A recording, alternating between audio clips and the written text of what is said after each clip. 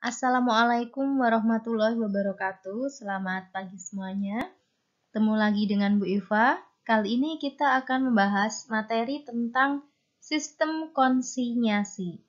Nah, sebelum kita lanjutkan materi pada pembelajaran kali ini, saya mohon kalian untuk mendukung channel ini dengan subscribe terlebih dahulu.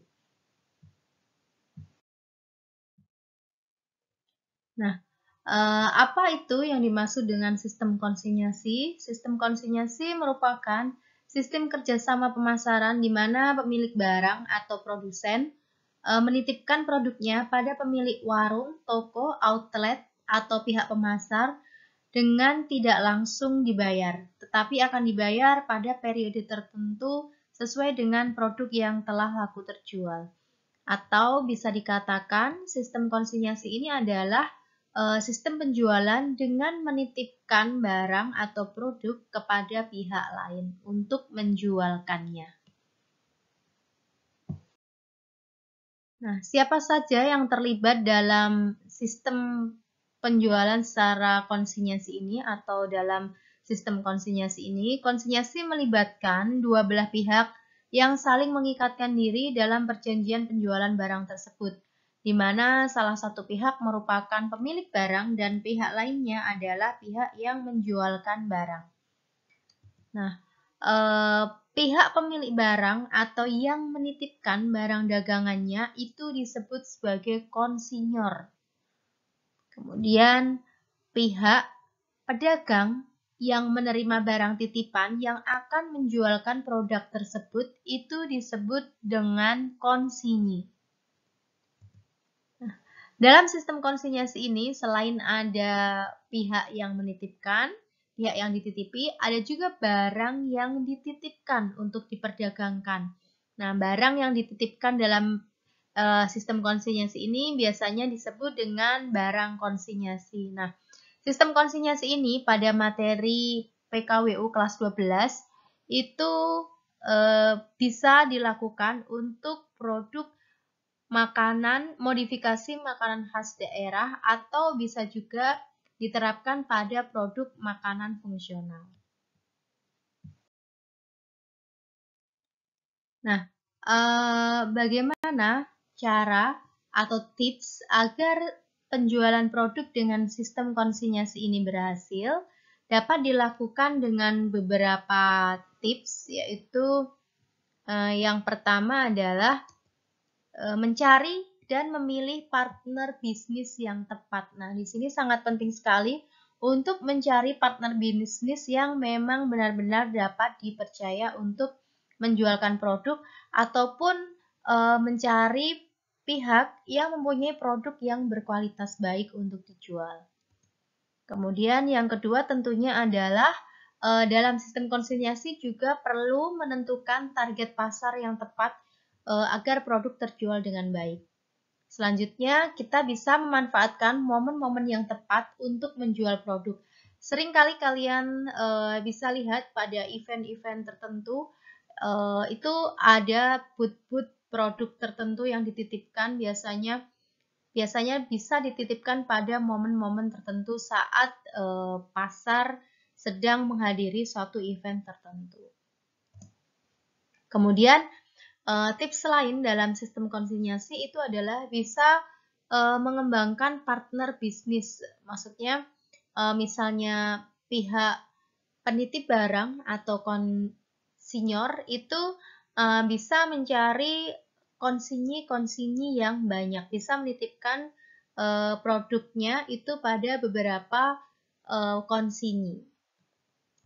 Kemudian dari sistem konsinyasi ini perlu terus dilakukan evaluasi apakah penjualan produk berjalan dengan baik. Nah, evaluasi ini dilakukan untuk mengetahui apakah sistem penjualan produk dengan sistem konsinyasi ini mengalami keuntungan atau kerugian. Nah, itu perlu dilakukan evaluasi untuk perbaikan-perbaikan serta agar tidak mengalami kerugian. Sistem penjualan produk dengan konsinyasi ini mempunyai banyak sekali keuntungan. Nah, Keuntungan yang didapatkan bagi pihak konsinyur atau pihak yang menitipkan barang adalah yang pertama tentunya adalah dapat menghemat biaya pelayanan dan biaya tenaga kerja. Maksudnya di sini adalah biaya pelayanan dan tenaga kerja untuk memasarkan produk. Mengapa demikian? Karena pelayanan konsumen maupun tenaga kerja untuk menjual produk dibebankan pada pihak yang dititipi. Yang menjual adalah pihak konsinyi. Berikutnya adalah dengan tidak memikirkan penjualan produk, maksudnya penjualan produk dilakukan oleh pihak yang dititipi atau konsinyi, maka pihak konsinyur itu bisa lebih fokus pada penyediaan produk atau proses produksi. Nah, dengan lebih fokus pada penyediaan produk atau proses produksi, maka diharapkan produk-produk yang dihasilkan akan terus mengalami peningkatan kualitas. Kemudian dengan fokus pada penyediaan produk, maka pihak konsinyur itu bisa leluasa melakukan inovasi-inovasi produk sehingga produk itu terus berkembang di pasar dan dapat mengikuti selera konsumen yang tentunya mungkin semakin berkembang berjalannya waktu, maka biasanya juga selera konsumen juga berkembang sehingga inovasi-inovasi dapat terfokus untuk dilakukan. Keuntungan berikutnya bagi pihak konsinyur itu dapat memperluas pasar dan menghemat biaya promosi. Tadi sudah saya jelaskan di awal, tadi menghemat biaya pelayanan dan tenaga kerja. Di sini juga bisa memperluas pasar, maksudnya dengan dititipkan pada pihak konsinyi atau beberapa tempat atau toko atau pihak yang menjualkan produk, maka penjualan ini dapat lebih luas dijangkau dibandingkan dengan menjual produk sendiri. Kemudian keuntungan lain yang didapatkan itu adalah produk dapat dipasarkan di toko yang sudah memiliki banyak pelanggan, sehingga produk kita itu dapat dilihat atau dipasarkan dengan baik pada toko-toko atau tempat-tempat yang sudah mempunyai banyak pelanggan.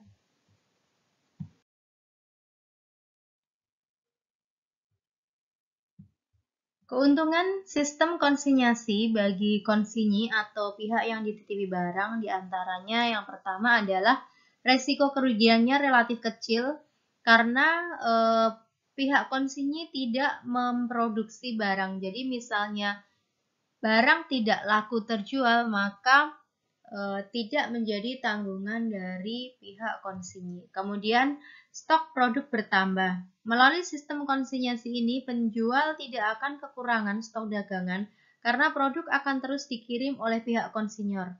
Adanya penitipan-penitipan barang tersebut itu akan menambah jumlah dari barang yang didisplay pada toko yang dimiliki oleh konsinyi atau pihak yang menjual barang. Kemudian yang berikutnya adalah pihak konsinyi itu bisa mendapatkan keuntungan tanpa mengeluarkan modal karena di sini konsinyi hanya menjual produk sedangkan semua biaya produksi untuk memproduksi produk tersebut ditanggung oleh konsinyur sebagai pihak penyedia barang tersebut.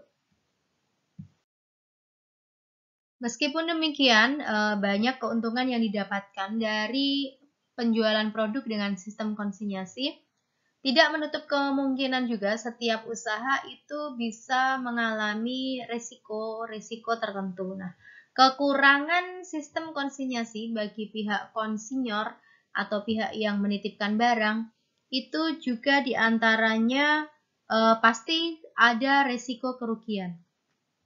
Nah, resiko kerugian yang dimaksud itu disebabkan jika dalam pemilihan tempat penitipan barang itu kurang tepat menganalisis tempat penitipan barang. Jadi sangat penting sekali menentukan tempat penitipan barang.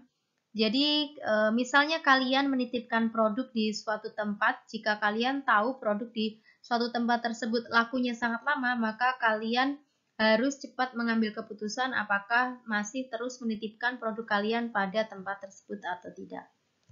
Berikutnya adalah promosi yang tidak sesuai. Karena pihak pemilik produk tidak melakukan penjualan secara langsung, maka kemungkinan jika promosi yang dilakukan oleh penjual tidak sesuai seperti yang diharapkan, maka kita sebagai pihak konsinyur juga dapat mengalami kerugian. Meskipun demikian, hal ini tentunya bisa diatasi dengan sebelumnya melakukan perjanjian sistem konsinyasi dengan baik. Kemudian yang berikutnya adalah kerugian berikutnya itu tentunya uang tidak dapat langsung diterima karena pembayaran itu dilakukan secara tidak langsung. Pembayaran ini nanti akan dilakukan jika barangnya sudah laku. Nah, untuk pembayarannya ini juga biasanya tergantung dari perjanjian antara konsinyi dan konsinyur yang sudah ditentukan di awal sebelum melaksanakan penjualan dengan sistem konsinyasi ini. Biasanya konsinyi dan konsinyur melakukan perjanjian. Nah, nanti berapa lama produk itu akan diantar, lalu akan diambil kembali, lalu uang itu akan disetor setiap berapa periode, itu tergantung dari perjanjian yang dibuat oleh konsinyi maupun konsinyur. Nah, kerugian sistem konsinyasi bagi pihak konsinyi itu adalah pihak konsinyi ini harus merawat dan menjaga barang yang dititipkan dengan benar dan rajin melakukan pemantauan stok. Karena biasanya dalam perjanjian atau kesepakatan itu barang yang hilang itu menjadi tanggung jawab pemilik toko yang akan ditagih sebagai barang yang laku terjual oleh pemilik barang tersebut. Hal ini berbeda dengan barang yang tidak laku terjual. Kalau barang yang tidak laku terjual itu biasanya ditanggung oleh pihak konsinyur. Tapi semuanya ini biasanya ditentukan dalam surat perjanjian atau kesepakatan sistem konsinyasi tersebut. Nah, meskipun pihak konsinyi ini biasanya hanya menjualkan produk, meskipun demikian pihak konsinyi ini mempunyai beberapa kewajiban yang biasanya harus dia jalankan. Di antaranya yang pertama adalah tentunya melindungi keamanan dan keselamatan barang-barang yang diterima dari pihak konsinyur. Kenapa? Karena nanti barang yang hilang biasanya akan menjadi tanggung jawab dari konsinyi yang yang dianggap sebagai barang yang laku terjual. Kemudian pihak konsinyi ini bisa mematuhi dan berusaha semaksimal mungkin untuk menjual barang milik konsinyur sesuai dengan ketentuan yang telah diatur dalam surat perjanjian konsinyasi. Kemudian pihak konsinyi juga harus mengelola secara terpisah baik dari segi fisik maupun administratif terhadap barang-barang milik konsinyur sehingga identitas barang tersebut tetap dapat diketahui setiap saat. Contoh, jika kalian pergi ke toko-toko tertentu, misalnya ada produk minuman-minuman tertentu dalam satu lemari es begitu ya, itu biasanya tersusun dengan rapi sesuai dengan jenis produknya. Maksudnya produk A itu biasanya tidak dicampur dengan produk B dan sebagainya. Kemudian berikutnya adalah membuat laporan secara periodik tentang barang yang diterima, barang-barang yang berhasil dijual, serta barang yang masih ada dalam persediaan, serta mengadakan penyelesaian keuangan seperti yang dinyatakan dalam perjanjian. Jadi, pembuatan laporan ini sangat penting dilakukan biar tahu berapa jumlah barang yang laku terjual maupun jumlah barang yang masih tersedia. Nanti ini tentunya akan mempengaruhi jumlah uang yang harus disetor ke pihak konsinyur serta menentukan berapa banyaknya keuntungan yang bisa didapatkan oleh konsinyi dari hasil penjualan produk tersebut. Demikian tadi sedikit materi tentang sistem konsinyasi. Pada dasarnya sistem konsinyasi pada materi kelas 12 semester 1 maupun semester 2 pada modifikasi makanan khas daerah dan makanan fungsional itu kurang lebih sama. Yang penting kalian sudah mendapatkan teori tentang sistem konsinyasi. Semoga bermanfaat buat kalian semua. Terima kasih banyak. Dan sekali lagi Bu Iva sampaikan, mohon dukungan kalian untuk subscribe channel ini ya. Terima kasih banyak. Tetap semangat belajar di masa pandemi seperti saat ini. Jaga kesehatan. Wassalamualaikum warahmatullahi wabarakatuh.